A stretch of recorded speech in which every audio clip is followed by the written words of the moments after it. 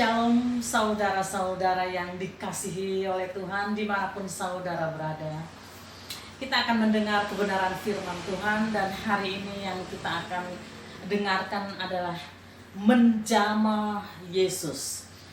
Kita akan membuka nats kita dari kitab Matius 9 ayat 20 sampai 22.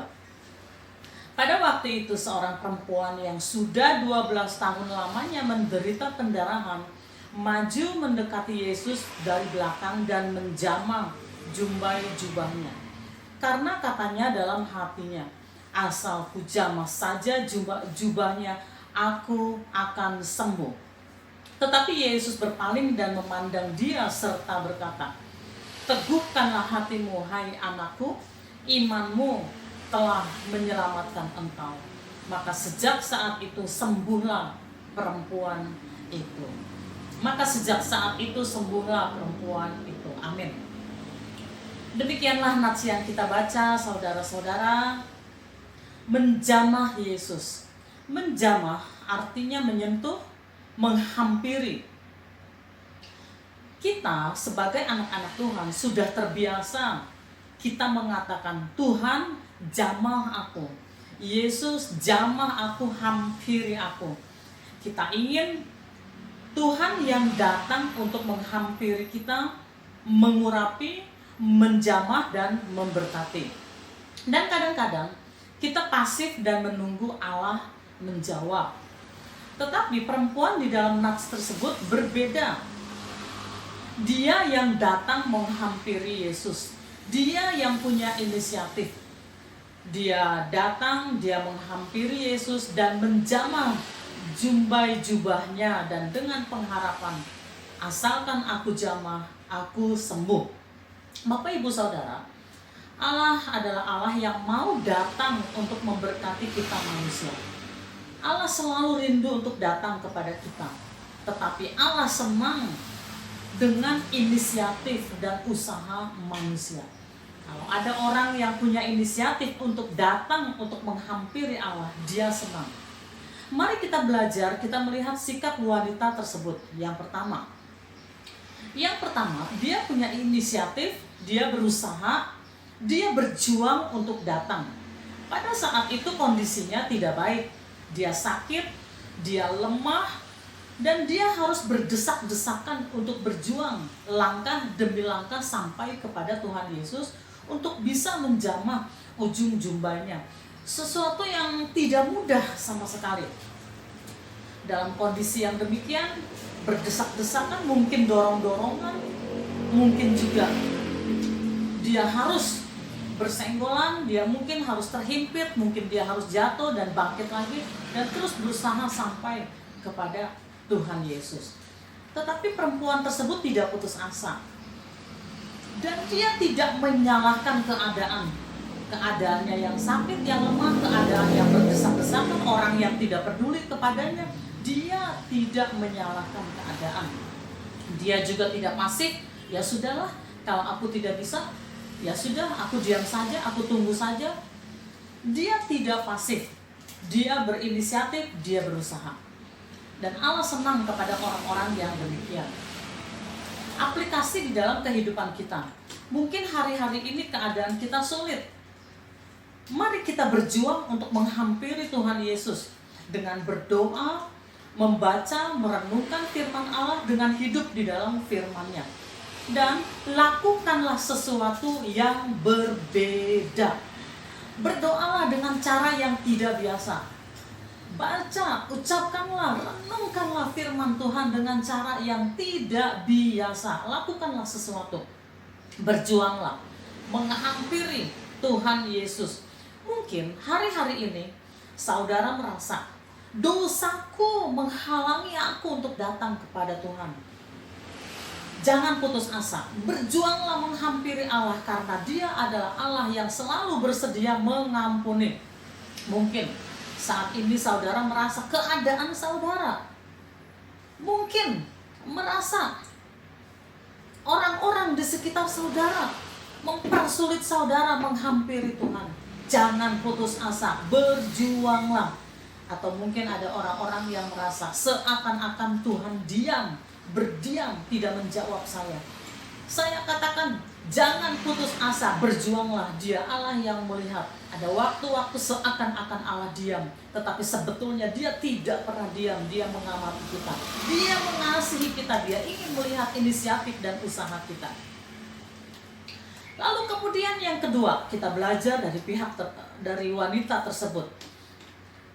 Wanita tersebut berusaha untuk menjamah jumbai dari jubah Tuhan Yesus.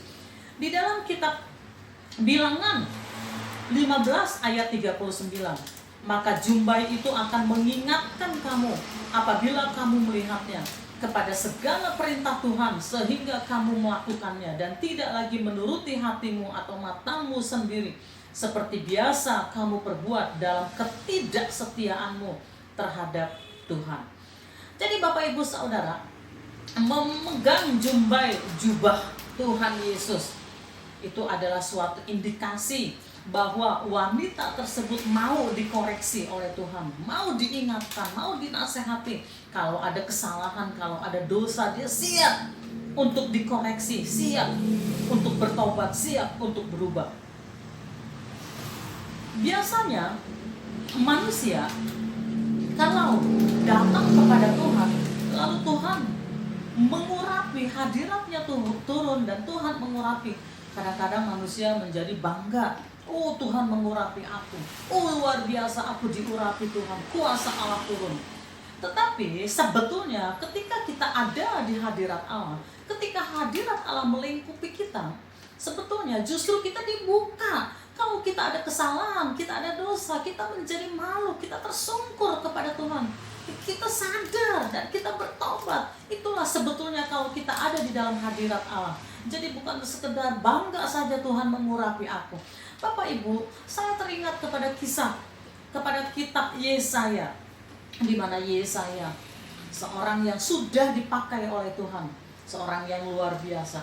Tetapi ketika hadirat Allah melingkupi dia, dikatakan di dalam kitab Yesaya 6 ayat 5. Yesaya, celakalah aku binasa, sebab aku ini seorang yang najis bibir, dan aku tinggal di tengah-tengah bangsa yang najis bibir.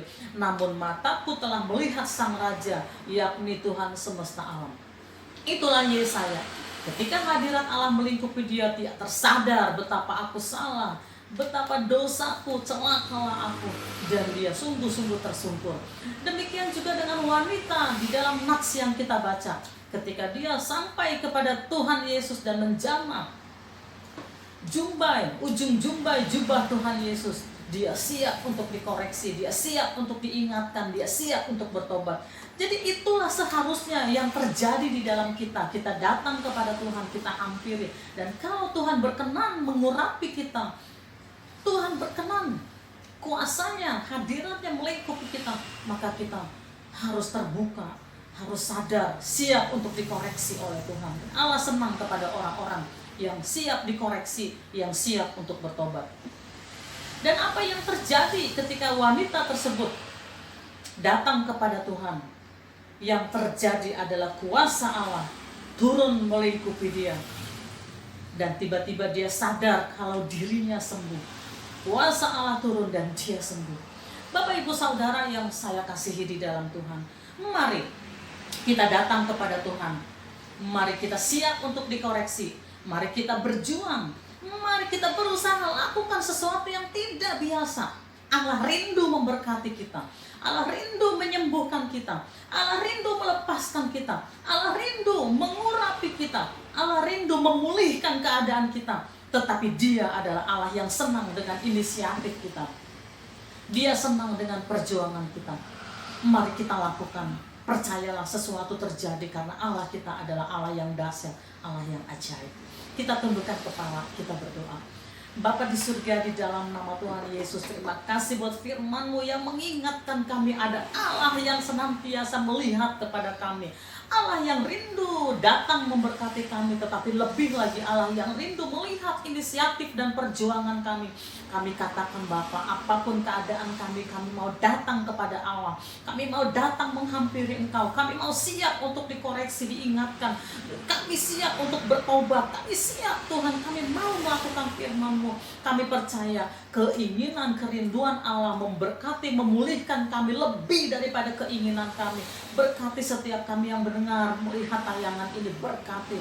Terima kasih Bapa, terpujilah dalam nama Tuhan Yesus kami berdoa. Kami mengucap syukur. Terima kasih Tuhan. Amin.